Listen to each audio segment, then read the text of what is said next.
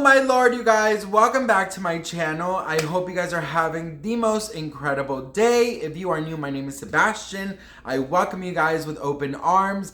I do have some breaking tea, so grab us. I don't even want to call this tea. I want to call this, I have breaking justice has been made. I'm going to call it that. Britney Spears released a 22-minute audio talking about everything, like literally everything. So I thought we could listen to it together. Grab a snack, grab a drink, make sure you hit that subscribe button. I want to tell you guys that I am nervous to listen to it. I heard one clip, but it was like a 30-second clip, and I am just that 30-second clip already made me cry. I'm excited for Britney to hear her voice, her words, her thoughts, her feelings. I'm nervous as well. I have been a Britney fan. Since before Baby One More Time, since Soda Pop was on the Sabrina the Teenage Witch album. So that will give you a little reference. Let's just start it. I'm nervous. So we're gonna play some, and then we'll pause to talk, and you know how it is. Okay. Okay, so I woke up this morning and I realized that there's a lot going on in my head that I haven't really shared with anyone really, and I've had tons of opportunities, Oprah interviews, to go on a platform and share hardships or just really anything that's going on in my mind, and I really don't think any of that is relevant to getting paid to tell your story. I feel like it's kind of silly, so I'm here, honestly, just to open myself to others and try to shed a light on if anyone out there has ever gone through hardships or whatever it is, just to put a light on it, and so that person doesn't feel alone. First of all, the fact that Britney Spears is telling her story to help people is crazy. Okay, I'm not going to interrupt too much. I just wanted to say that really gives you the heart that Britney Spears has. Okay, sorry. I really know what that feels like. I haven't honestly shared this openly too as well, because I've always been scared of the judgment and definitely the embarrassment of the whole thing, period, and the skepticism and the cynical people of what and their opinions of what people would actually think. I do think I'm in a place now where I'm a little bit more confident that I can be willing to share openly my thoughts and what I've been through, because I haven't really had that outlet to share completely openly for so long, just scared of judgments, thoughts of other people and what they think or what they may say. And I think it's crucial for my heart and my head to be able to speak openly about it as if anyone else would. Well, the actual conservatorship actually started, I think, 15 to 16 years ago. I was 25 when it started. I was extremely young. I remember a lot of my friends texting me and calling me, and we were extremely close, and they wanted to see me, but by what had happened, I honestly still to this day don't know what really I did, but the punishment of my father, I wasn't able to, see anyone or like anything, so you have to imagine none of it made sense to me. I literally spoke in a British accent to a doctor to prescribe my medication, and 3 days later, there was a swap team in my home, 3 helicopters, and I remember my mom's best friend and my 2 girlfriends. We had a sleepover the night before. They held me down on a gurney, and again, none of it made sense. Literally, the extent of my madness was playing chess with paparazzi, which is still to this day one of the most fun things I ever did about being famous. So I don't know what was so harmful about that. But I remember my mom was sitting on the couch, and she said, "We've heard people are coming here today to talk to you. We should probably go, to a hotel or something." And I never really understood what she meant. I didn't believe her. Like, is a lawyer coming here? Who is coming here? Then 4 hours later, there were over 200 paparazzi outside my house videotaping me through a window of an ambulance holding me down on a gurney. I know now it was all premeditated. A woman introduced the idea to my dad, and my mom actually helped him follow through and made it all happen. It was all basically set up. There was no drugs in my system, no alcohol, nothing. It was pure abuse. And I haven't even really shared even half of it. I think the main thing I do remember when I started was my dad's control. He loved to control everything I did. I remember the first day he said, "I'm Britney Spears and I'm calling the shots." And I'm like, alrighty then. My brother was a football player. My dad was really, really hard on him when he was younger, really abusive. And I think when my mom gave him the idea for the conservatorship and his friend, I think he just really regrouped it and made such a really, really overhauling big deal out of it. And it was just really too much. I remember him always being in the office, and my girlfriend was his assistant, and they would just stay in there all day with the door shut, and I was never ever able to leave or go anywhere.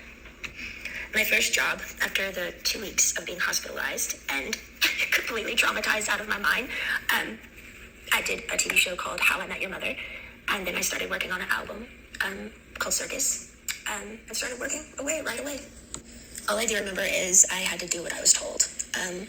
I was told I was fat every day. I had to go to the gym. I had to just, and I never remember feeling so demoralized and just, it made me feel like nothing. And I went along with it because I was scared. I was scared and fearful. I didn't even really do anything. And I had like a swap team and like none of it made sense to me. So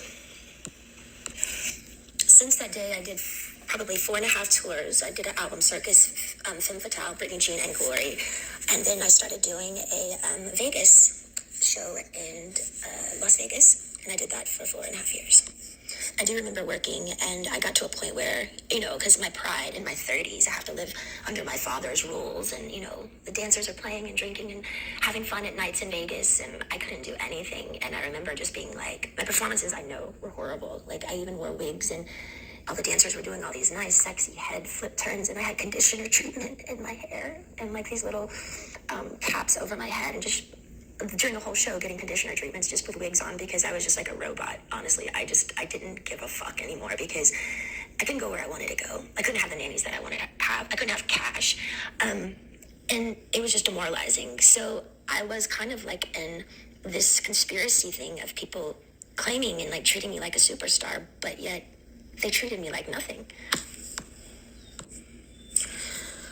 Well, for some reason, I started to get a spark back. I remember recording Glory, and for some reason, I think producing and making music, and I went to this little Spanish house, and I got the fire back in my eyes for some reason, and it was at the end of recording Glory, and my son named it, and things started kind of taking a turn because I started getting more confidence just for myself, and I think with confidence, people kind of like, oh, wait, what's going on now? Like, she's speaking up a little bit more, but it might not be particularly a good thing if I'd been quiet for 15 years. I think with confidence comes enlightenment, which makes you think better. And that's the last thing they wanted me to do, is to actually be better, because then who would be in control then? But it was really tricky because I had to just play this role that everything was okay all the time, and I had to go along with it because I knew they could hurt me. So I'm sitting here, like, my friends all drinking alcohol and having fun in these parties, and had no cash. I literally felt like a nun.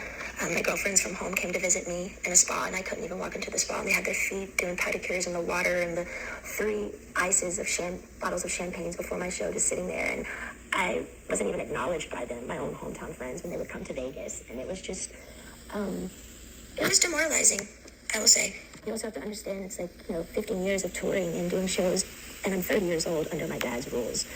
And all of this is going on, and my mom's witnessing this, and my brother is witnessing, and my friends are witnessing it, and they all go along with it. And I'm like, how am I the one working here and doing all this, but I don't get the side things that, the good stuff, I want to be able to play. I want to be able to have fun.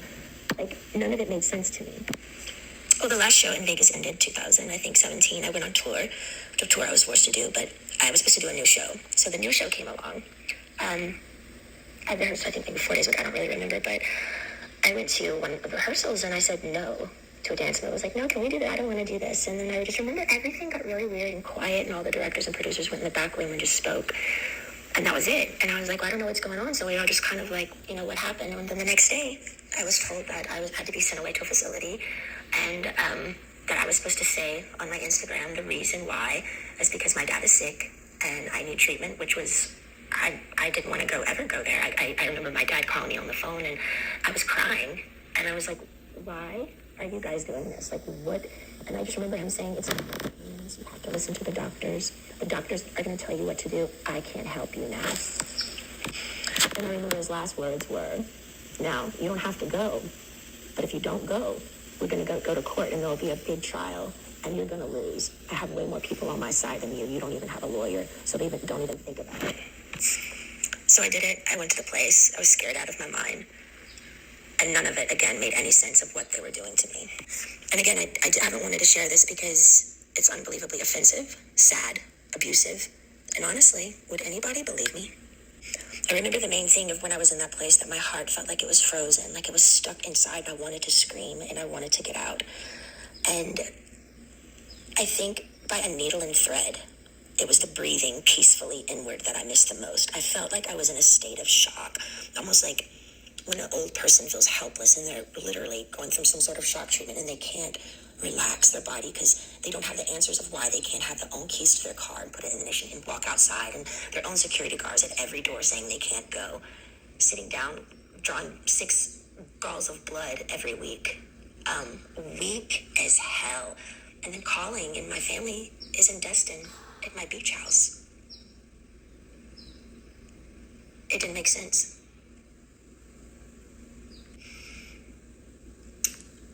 The main thing, I to this day, I kind of stopped believing in God at that time because I didn't know how they could have 40 people leave my house a day and me work from 8 to 6 at night.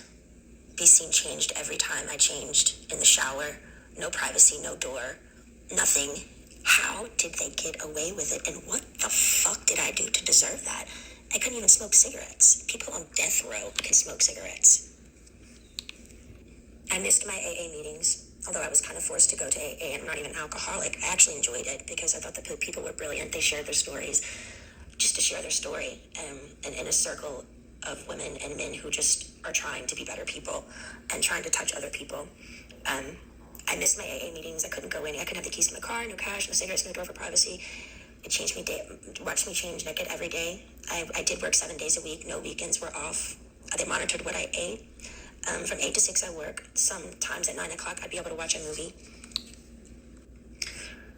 But finally the owner of the whole facility that I was always texting to try to be able to go somewhere, just get out of the house, that place somehow, he had to let me go because the Free Britney campaign came out with all the pink t-shirts. I saw it on a lot of the morning shows, and people by word of mouth, and I think just by my fans knowing by heart that something was up. I remember one of the guys were on an interview on the street, and he said, you know what, I could be totally wrong, and if I'm wrong, I'll be really, really embarrassed, and I'll just go have a drink somewhere. He said, but I do feel like they're doing something to her right now, and I'm not surely what it is, but that's what my heart says. But the whole thing that made it really confusing for me is these people are on the street fighting for me, but my sister and my mother aren't doing anything. To me, it was like they secretly, honestly liked me being the bad one, like I was messed up, and they kind of just liked it that way. Otherwise, why weren't they outside my doorstep saying, baby girl, get in the car, let's go? I think that's the main thing that hurt me. I couldn't process how my family went along with it for so long. And I mean, almost half a year, you know? And their only response was, we didn't know. I'm like, I'm on the phone telling you right now, I'm here, please. Eventually, by the grace of God and praying on my knees, I left the place. But I was still scared. I was really, really scared. And from then on, I had support. I needed a lot of support. And I found 2 really, really great people that would come to my house weekly and just help me with my mind, because I didn't understand all the therapy that I had to do there. But why have therapy when it's forced and in like a militant, almost prison-like way that like is where you're not even all there? None of it made sense. Well, I think my strength grew because I didn't reach out to my dad anymore. And they were playing the game of ball and twist of, you know, she's going to come running back to us because, you know, we've scared her and we're the bosses here. But I didn't. I just stalled, and I stalled, and I stalled, and I stalled. And finally, I think they just knew I wasn't going back. And I finally got a lawyer. A wonderful friend finally got me a lawyer. And he really helped me through it. to me, the thing was, I think the trauma of all of it and just the whole thing together and going down to how much effort and work and heart I put in to what I did when I did work, even down to the details of how many rhinestones are going to be in my costume. And I cared so much. And they literally killed me. They threw me away. That's what I felt. I felt like my family threw me away. I was performing for like thousands of people at night in Vegas, the rush of being a performer, the laughter, the joy, the respect. I was shaking over 40 people's hands every night before a show, training weekly, 3 training sessions a week, AA meetings, therapy sessions. My dad literally, I was a machine. I was a fucking machine. Not even human, almost. It was insane how hard I worked. And the one time I speak up and say no in rehearsals to a fucking dance move, they got pissed. I feel like the scare tactic and how badly they treated me in the end, I think they thought I was going to come begging back to work again because they thought, I needed them. Because they put me in an ignorant, scared state of mind to make me feel like I needed them. And if you don't do what we say, we're going to show you who's boss. I didn't play their game anymore. I got on my knees every day and I prayed. I held on like a needle and thread to some sort of existence because they had made me feel like nothing for so long. I knew in the deepest part of my core, I knew I'd done nothing wrong and I didn't deserve the way I'd been treated. I do think the hardest thing for me was I wanted to use my feet and leave and run or go somewhere. I had to be placed in a chair from like 8 to 6 every day. I couldn't take it. I talked to rabbis, I've talked to grown men about it, and they're like, we don't see how you did it. Honestly, I don't either. And through that, I remember saying, I don't believe in God anymore. I honestly deserve an award for acting like I was okay every day. I thought they were trying to fucking kill me. I remember one time I was backstage and I needed my inhaler. And I opened up to my assistant because I had my phone with me, which I'm not supposed to have my phone underneath the stage. But I said to her, you know what I'm doing. I was talking to a guy and he wanted to just leave the country with me. We had it all set up to just leave. And it was a secret relationship. And I said, my biggest fear was, what would my dad do if I did do something wrong? What if I left the country? What if they found me? And what would they do? And I said, I feel like they would lock me up or something or really hurt me. And she looked at me and she said, are you kidding me, Britney? Your dad would never do that to you. And I didn't even do anything wrong, and he still did it. I'm honestly more angry at my mom because I heard when reporters would call her at the time and ask questions of what was going on, she would go innocently hide in the house, and she wouldn't speak up. It was always like, I don't know what to say. I just don't want to say the wrong thing. We're praying for her. I feel like she could have gotten me a lawyer in literally 2 seconds. My friend helped me get one in the end, but every time I made contact with a firm, my phone was tapped, and they would take my phone away from me. And again, I get nothing out of sharing all of this. I have offers to do interviews with Oprah and so many people, lots of money, but it's insane. I don't want any of it. For me, it's beyond a sit-down, proper interview. I had no contact in that place for so long, and my heart would just want to stand up in my family's faces and scream and cry and throw a tantrum and go back in time and do exactly what I wanted to do at those times. Yeah, and might even spit in their fucking faces. Why? Because the pain my family gave me, sitting me there all day and not being able to use my feet, as they watch their grandchildren run bases to base in a family neighborhood, as if I'm dead or I don't exist, honestly makes me look up and say, how the fuck did they get away with it? How is there a God? Is there a God? Giving 8 galls of blood weekly, not being able to stand up. I was so weak. And my family's at my beach house. I was scared, broken. I'm sharing this because I want people to know I'm only human. I do feel victimized after these experiences. And I'm sharing this because I want people to know I'm only human. I do feel victimized after these experiences. And how can I mend this if I don't talk about it? I have an amazing song right now with one of the most brilliant men. I'm sharing this because I want people to know I'm only human.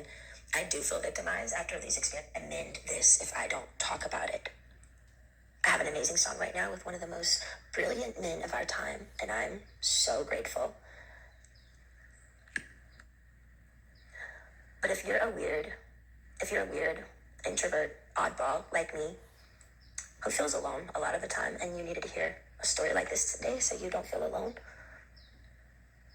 know this, my life has been far from easy, and you're not alone.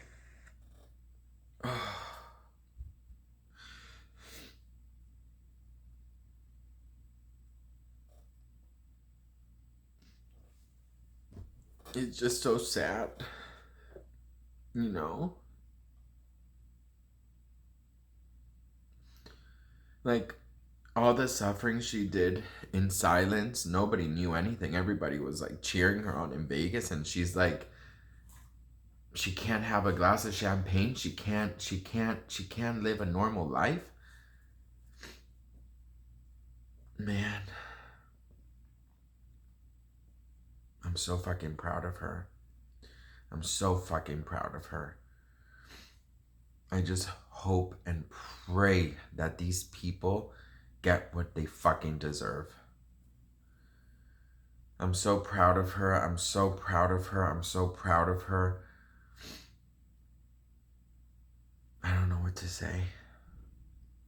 The fact that she turned down so much money, probably millions of dollars, to share her story for free like this on YouTube, because her interest is not money like most people.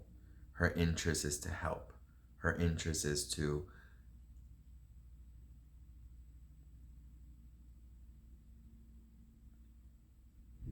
be there for people. To make sure people don't feel alone. To make sure people, if they're going through something similar, they could have some hope. Like, it